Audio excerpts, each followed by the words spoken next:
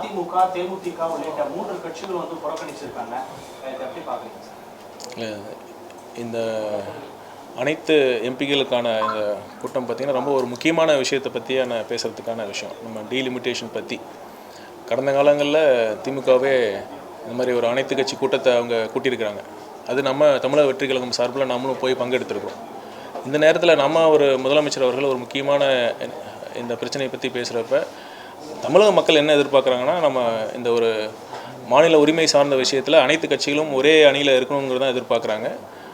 அவங்க வராமல் இருக்கிறது அவங்களே மக்கள் தெரிஞ்சுக்கிறதுக்கு ஒரு வாய்ப்பாக தான் இருக்குன்னு தான் நம்ம பார்க்குறோம்.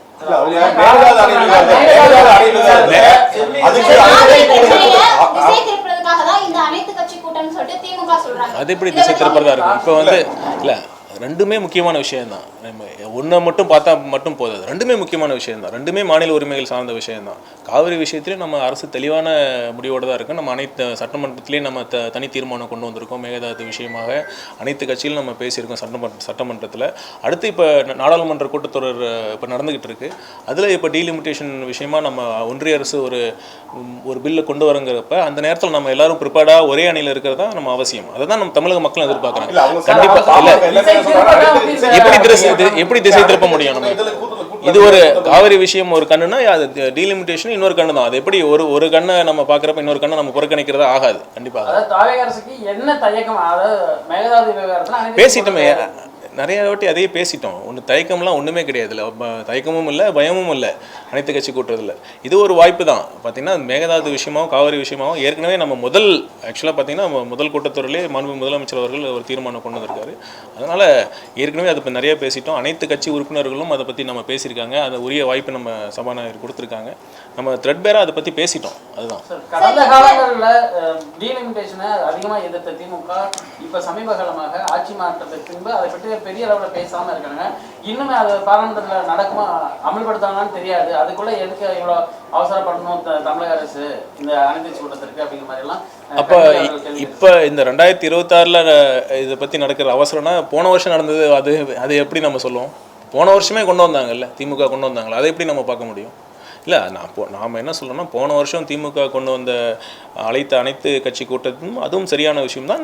இப்பொழுதும் நம்ம மாண்புமிகு முதலமைச்சர் அவர்கள் ஒரு அழைப்பு விடுத்திருக்கிற இந்த அனைத்து கட்சி கூட்டமும் சரியானது தான், அவசியமானது தான்.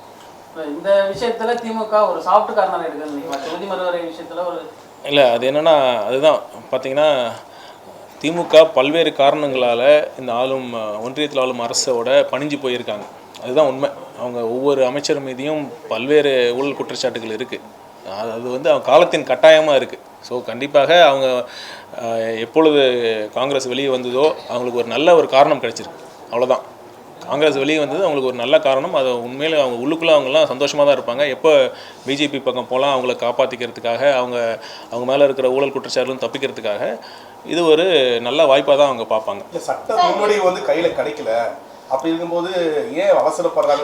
அதான் இப்போ அவசரம்னா கனிமொழி என்ன சொல்றாங்கன்னா, சட்டமுறை கையில் கிடைக்கல, அது நிறைவேற்றுவாங்கன்னு அதிகபூர்வமா தெரியல, அதுக்கு முன்னாடி ஏன் தமிழக அரசு அவசரப்படுறாங்கிற மாதிரி ஒரு கேள்வி எழுப்புறாங்க. சரி, இப்போ அவசரம்னா போன வருஷம் நடந்தது என்னன்னு சொல்லுவீங்க? அப்போ ஏன் அந்த கேள்வி கேட்கல? அப்போ வந்து ஆரம்ப கட்டத்தில் தான் அந்த பேச்சுவார்த்தையில் இருந்து. இப்போ போன வருஷம் மட்டும் எதுக்கு நம்ம நடத்தணும்ல? அப்போ நம்ம தமிழக வெற்றி கழகம் சார்ந்த நம்ம அமைச்சர் போனாங்கல்ல, நம்ம பொதுச் செயலாளர் போய் கலந்துக்கிட்டாங்கல்ல. அதுதான் மக்கள் எதிர்பார்க்குறாங்க. அதாவது இந்த மாதிரி விஷயங்கள் அரசியல் காரணங்கள்லாம் நம்ம தவிர்த்துட்டு மாநில உரிமையில் சார்ந்த விஷயத்தில் அனைத்து கட்சியும் ஒரே அணியில் இருக்கணும்னு தான் மக்கள் எதிர்பார்க்குறாங்க. இல்லை, கூட்டம் நம்ம அதுதான் நான் ஏற்கனவே சொன்ன மாதிரி நிறைய பேசிட்டோம். இப்போ மாண்புமிகு முதலமைச்சர் அவர்கள் சட்டப்பேரவையில் சொன்னார்ல, அவர் கர்நாடகா செல்ல விரும்பினார். ஆக்சுவலாக எந்த விஷயத்துலையும் பேசி தீர்க்க முடியாத விஷயங்கள் எதுவுமே இல்லை. அந்த மாதிரி விஷயங்கள்னால தான் நம்ம பண்ண முடியலையே ஒழிய, அந்த டைம் லாஜிஸ்டிக்ஸ் விஷயமால தான் பண்ண முடியலையே ஒழிய பேசக்கூடாது அப்படிலாம் எந்த ஒரு விஷயமும் கிடையாது.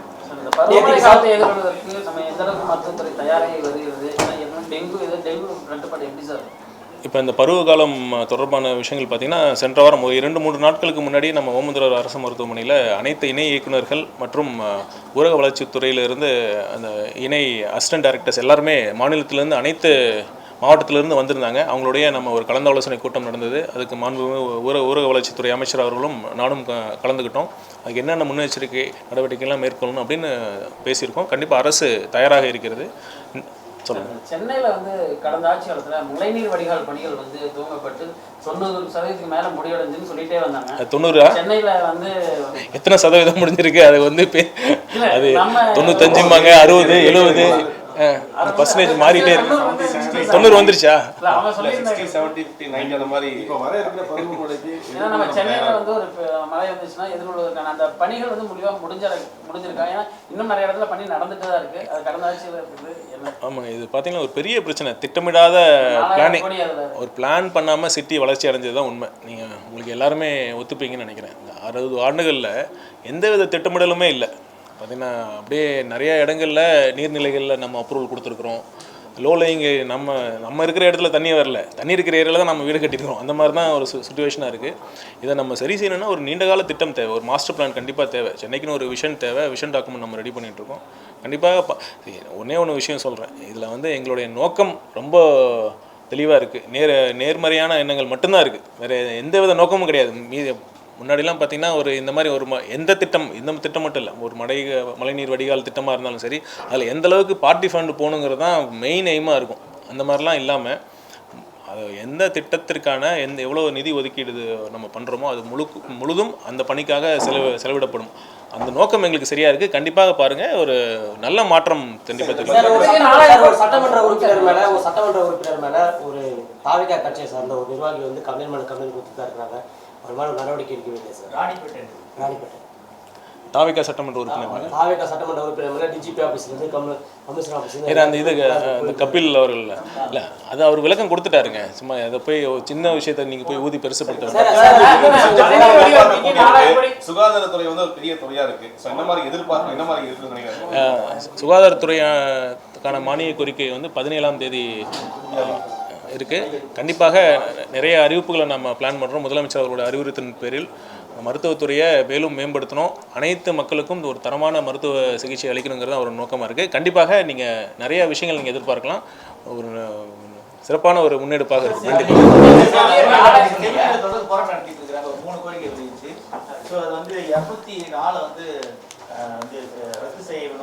செவிலியர் ஆஃபீஸர்